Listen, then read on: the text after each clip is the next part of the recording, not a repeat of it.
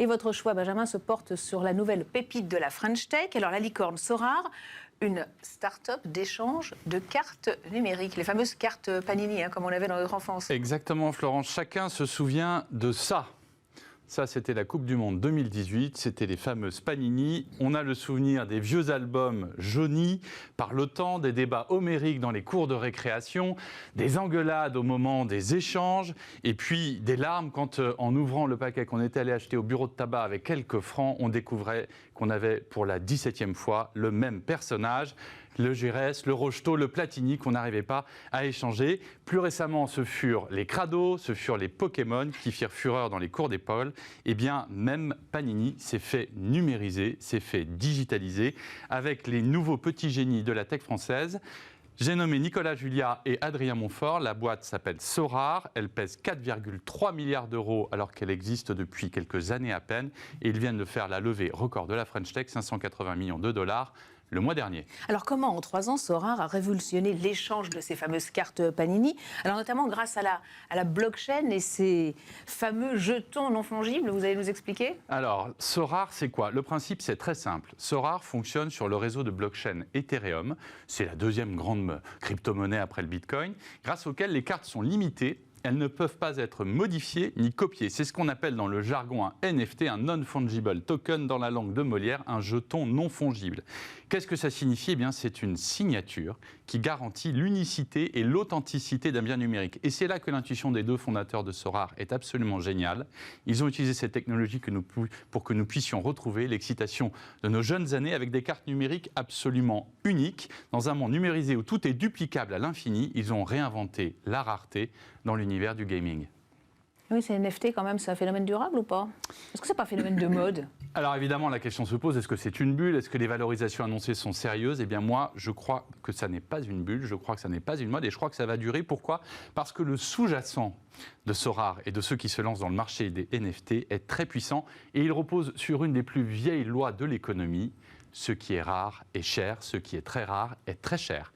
Et la prime aux premiers entrants, quand on vend de la rareté, eh bien, elle est immense. Pourquoi? Parce que des cartes numériques aux œuvres d'art, à des morceaux de musique, eh bien, il y a ce caractère d'unicité qui fait la valeur.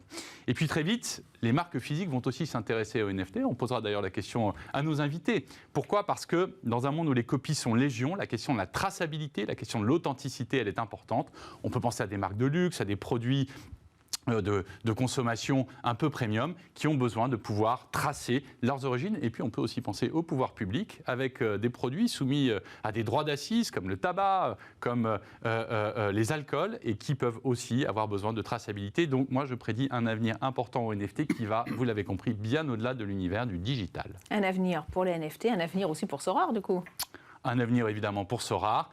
Ils ont été les premiers à se lancer sur ce marché pour notamment le football et on peut s'attendre à ce qu'ils aillent évidemment sur d'autres sports parce que le modèle, pour le coup, lui, est duplicable à d'autres sports. Alors justement, on va poser la question à nos invités.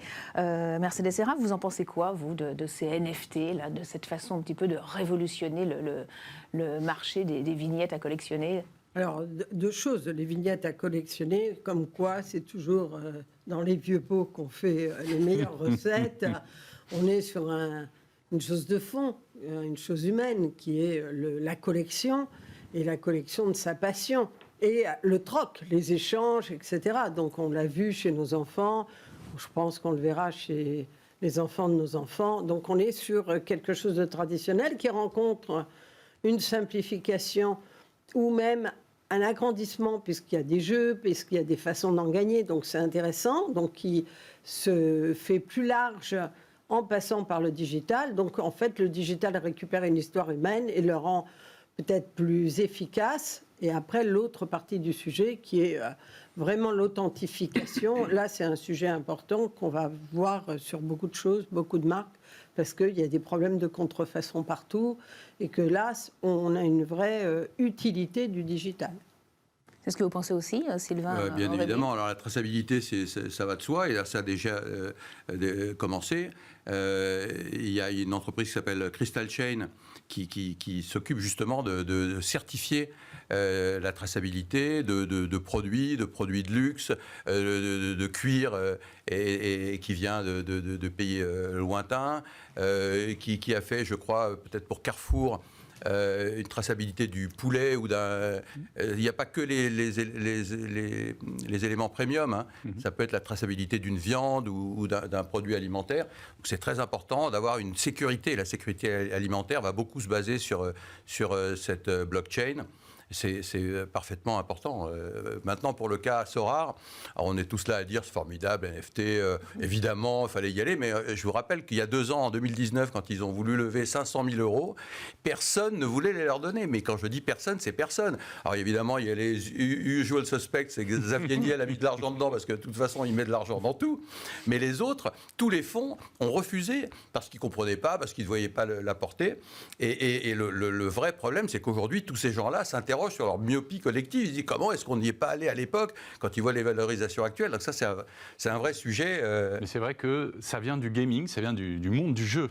Et ce que disait tout à l'heure Mercedes, c'est très juste. C'est que là, par exemple, moi j'ai un ami gamer qui me dit, voilà, il y a aujourd'hui quelqu'un qui, dans un jeu de préparation de voiture, a réussi un réglage parfait et qui gagne du coup toutes les courses. Quand dans les jeux en réseau, eh ben, il met sous licence les réglages qu'il autorise à utiliser pour 1, 2 ou 3 courses à X, Y ou Z, qui fait payer et récupère. Donc on voit que l'univers du gaming a peut-être, c'est ça qui a peut-être suscité la myopie, c'est qu'on se disait c'est des gens qui font des jeux vidéo toute la journée. Est-ce que c'est sérieux? Eh ben, comme quoi c'est sérieux.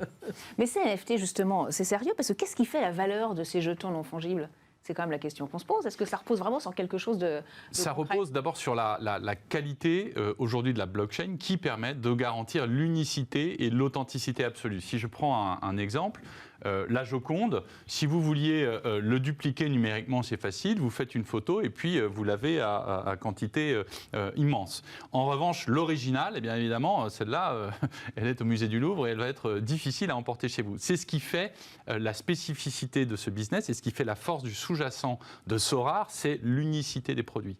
Et ça vaut très cher dans un monde où tout est duplicable à l'infini et où le numérique permet cette duplication. Donc là, on peut dire, voilà, moi je suis le détenteur, le propriétaire. Le premier tweet fait par Jack est déjà évalué à quelques millions d'euros.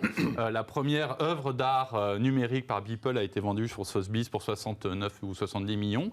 Voilà, c'est ce qui fait le caractère unique qui donne de la valeur. Mais ce qui donne de la valeur aussi, si je peux me permettre, c'est l'utilisation qu'on en fait. C'est-à-dire arriver à en faire un jeu, de faire participer, de faire une espèce de réseau social autour du football.